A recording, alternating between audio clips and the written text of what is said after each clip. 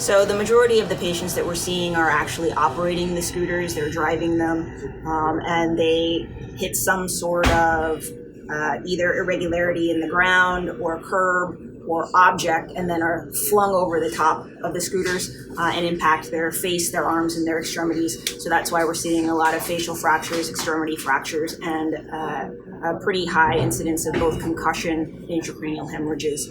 We have had a few cases, but very few, that are scooter related but not operators of the vehicle.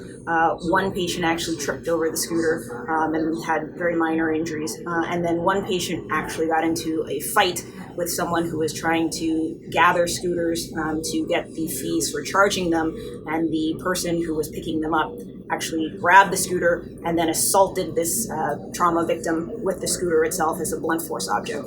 About 50% of the patients that we tested were either above the legal limit of blood alcohol levels or were positive on an urine toxicology screen for an illicit substance. The most common that we encountered were marijuana, amphetamines, and methamphetamines, but we've also had a handful of patients on cocaine, opiates, and benzodiazepines as well. This is a CT scan of a victim of a scooter trauma.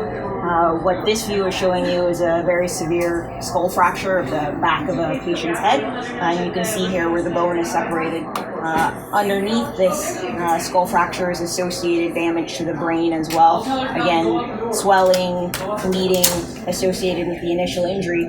Additionally, this patient had a cardiac arrest at the scene, so he was hypoxic for several minutes. So you're seeing the effects of basically the brain not getting enough oxygen for several minutes before he came to the hospital, where we were able to get his heart beating again. This is a fairly severe example of a scooter-related trauma.